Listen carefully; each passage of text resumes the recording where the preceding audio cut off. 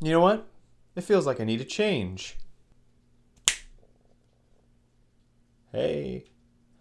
By the way, I just saw probably one of the best movies of the year.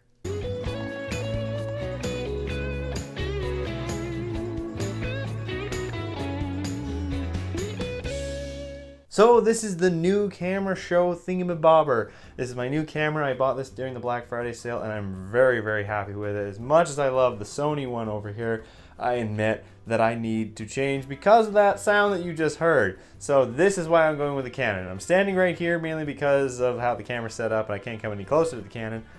Sorry, Sony. But don't worry, I'll still use you in time. So, Creed. Holy crap!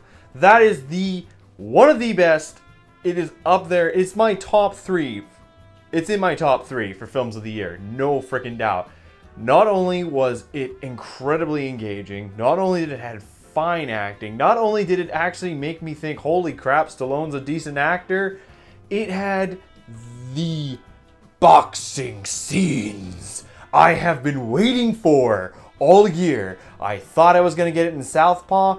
I didn't get anything close to what I wanted. This movie not only gave me what I wanted, it not only gave me fights that were reminiscent of what made the Rocky films great, I probably saw one of the best boxing movies ever. Holy crap, this was amazing. This film was directed by Ryan Coogler. Apologies if I said that wrong. He worked with Michael B. Jordan, who is, in fact, Creed in this film, the young offspring of Creed, and he directed him in a film before called Fruitville Station. So the fact that we went from this film, which was somewhat of an indie hit almost, to this big budget film, I was just really worried we were going to get the same mentality that's happened with other indie directors. Say for like Chronicle, look what happened with that in Fantastic Four. Look at what happened with Safety Not Guaranteed with the Colin Trevorrow and Jurassic World. So I was kind of afraid that someone stepping into these big shoes would fail. However, because of the whole structure of the film, the only thing that actually probably was bigger was just the production and not much else. This whole film is so well done, and as I was saying, the fight scenes are incredible, and mainly because a lot of them have really, really long takes. So unless they really choreographed how they were going to fight each other at the exact angles of where the camera would be, these guys actually traded blows, which is not uncommon because in the Rocky films, especially in Rocky 4, Lundgren and Stallone did trade blows. If I'm correct, Stallone almost broke his neck during one of them. The fights are so good. The first major fight that we see, like there are a few that lead up, but the first major fight in an actual ring, it's all done in one take. And it is phenomenal. Now there's a difference between a long tracking shot and actually immersing yourself. Now this is something that found footage films try all the time. Is the whole point is trying to be immersive and kind of engage you, kind of bring this realism to it.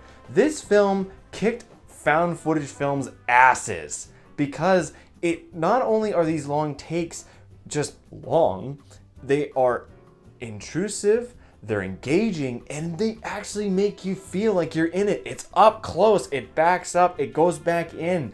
Now, a lot of people were talking about the tracking shot in Spectre, and I thought, okay, that was great, but it was more so a tracking shot for the sake of a tracking shot. You can't do it now without it having to have some more depth to it. Gravity. You want a film that really did it well? How many times did you actually think that just actually stop to think, wait, that was all one cut? Same with that one episode of True Detective. It wasn't until the end of that whole sequence that I realized, holy crap, that was one take. Creed is kind of obvious because you're watching a boxing film, but it doesn't matter. The fight scenes are so well done. There is, in the final fight of the film, there's this scene, I think it's in round 2. Holy crap, my brother and I were both like, we were just watching these two beat the crap at each other. And the choreography is amazing, and so is the intensity. The whole film has this very great, immersive, and intense momentum to it. And it just... The only other film that I could say that got me this pumped is Mad Max this year. And it comes close to mimicking the same sort of intention, the same sort of intensity that was going through my body as I watched this film. Now, taking a step back, the acting is also really good. Michael B. Jordan is great in this film. He's really come into his own craft, and he really does a great job with this film, because we are almost getting this sort of stereotype story that we've seen with the idea of someone trying to outlive their father's shadow.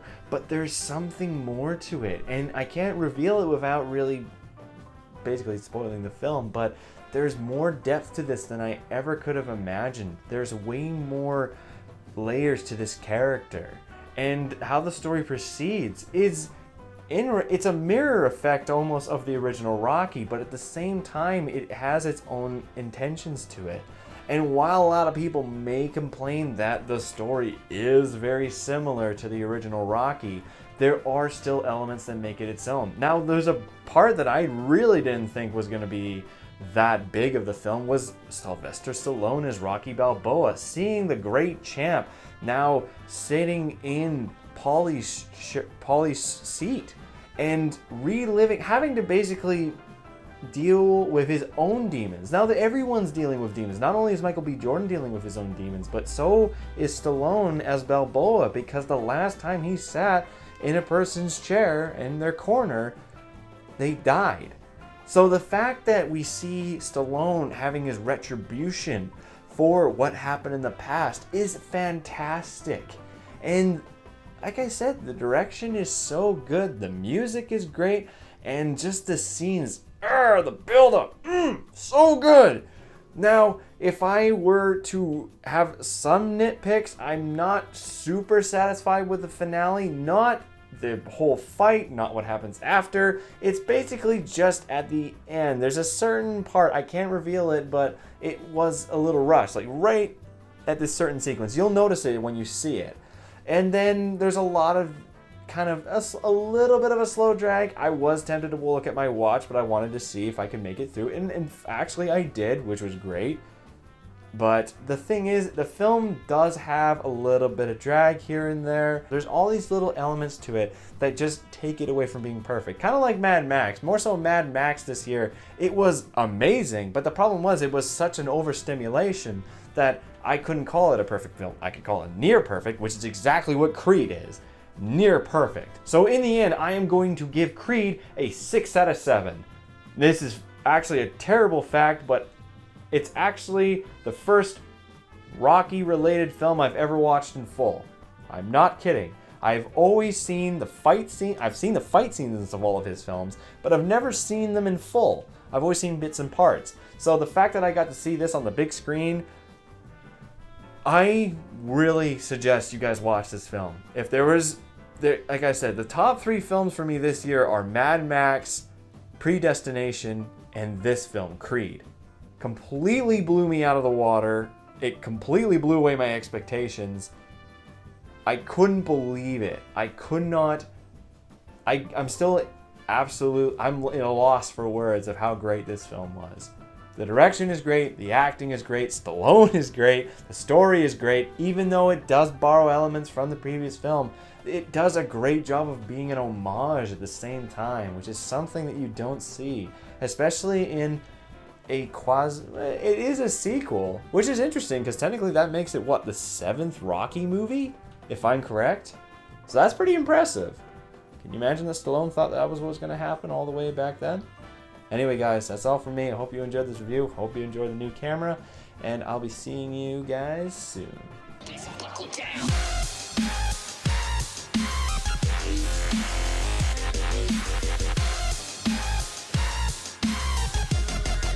Oh, could not not talk about this. They're giving away these tins. Look at this. This is sweet. There's 3 more I have to get. Ooh, oh, it is almost 2 weeks. It's less than 2 weeks away. 2 days, it's a week.